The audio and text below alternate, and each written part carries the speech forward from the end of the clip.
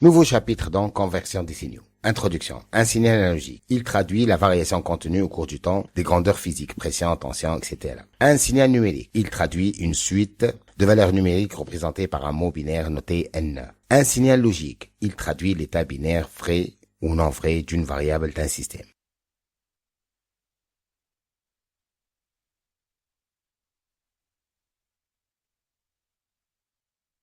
Grand 2. Convertisseur analogique numérique CAN.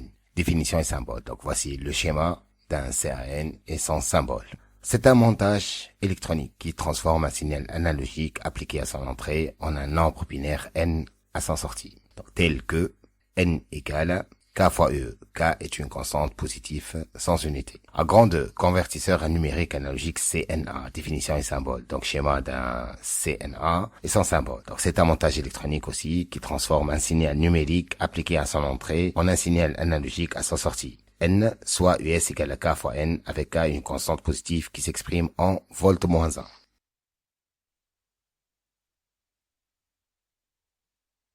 Étude d'un convertisseur numérique analogique CNA à réseau de résistance pondérée. On va étudier le cas d'un CNA réseau de résistance pondérée R2R 4R 8R, figure ci-dessous. L'amplificateur donc opérationnel fonctionne en régime linéaire. Il est supposé idéal et polarisé en VCC. Voici donc le schéma d'un montage K de 4 bits.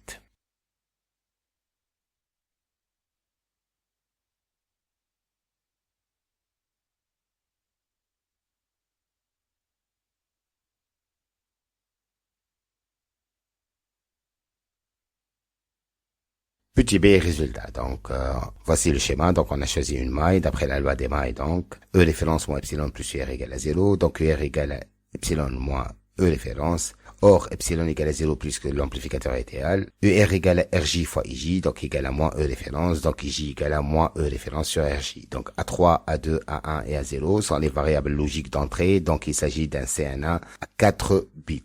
Soit IJ, le courant qui traverse la résistance RJ. Donc, I3 égale à moins E référence sur R3. Ça fait moins A3 E référence sur R. De même pour I2. Moins E référence sur R2. Ça fait moins A2 E référence sur 2R. I1 égale à moins E référence sur L1, ça fait moins A1 E référence sur 4R, et I0 égale à moins E référence sur L0, ça fait moins A0 E référence sur 8R.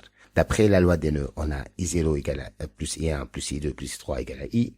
Donc I égale à moins A0 E référence sur 8R, moins A1 E référence sur 4R, moins A2 E référence sur 2R, moins A3 E référence sur R. Donc I égale à moins E référence sur 8R, facteur 2 A0, 2 A1, 4 A2, 8 A3.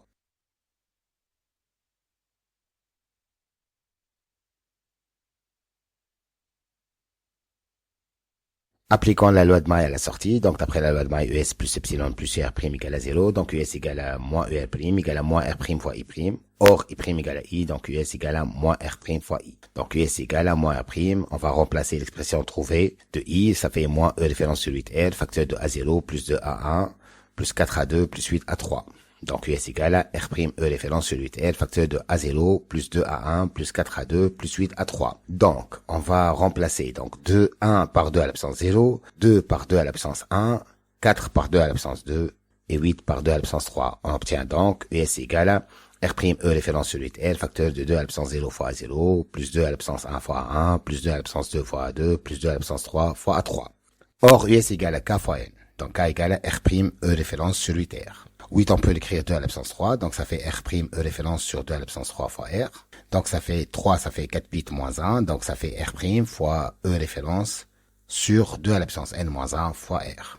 Et N égale à donc 2 à l'absence 0 fois A0, 2 à l'absence 1 plus 2 à l'absence 1 fois A1, plus 2 à l'absence 2 fois A2, plus 2 à l'absence 3 fois A3. Donc à la pleine échelle, donc c'est US max, c'est K fois N max. Donc N max égale à 2 à l'absence N moins 1 facteur 2, K R' E référence sur 2 à l'absence N-1 fois R. Donc, le quantum, c'est US max sur N max. Or, US max égale à K fois N max. On peut simplifier par N max. Donc, le quantum, c'est K. Est égal à R' E référence sur 2 à l'absence N-1 fois R. Donc, voici un résumé. Donc, la pleine échelle, donc, c'est la plus grande valeur de la tension de sortie prévue. Donc, pleine échelle, c'est US max, c'est K fois N max avec N max égale à 2 à l'absence petit n moins 1. Le quantum, c'est la variation de la tension correspondante à deux codes successifs, Q égale à US max sur L max, ou Q égale à K égale à R' E référence sur L N2 R puissance N-1. Donc égal à petit r fois US max sur 1 moins R. La résolution, c'est l'inverse du nombre de combinaisons binaires que le convertisseur est capable de convertir. Donc petit r égale à 1 sur 2 à la puissance N, où R en pourcentage égale à 1 sur 2 à la puissance N fois 100. Le mot binaire. Dans notre cas étudié, le mot binaire N peut s'écrire donc grand N égale à 2 à la puissance 3 fois A3 plus 2 à la puissance 2 fois A2 plus 2 à la puissance 1 fois A1 plus 2 à la puissance 0 fois A0.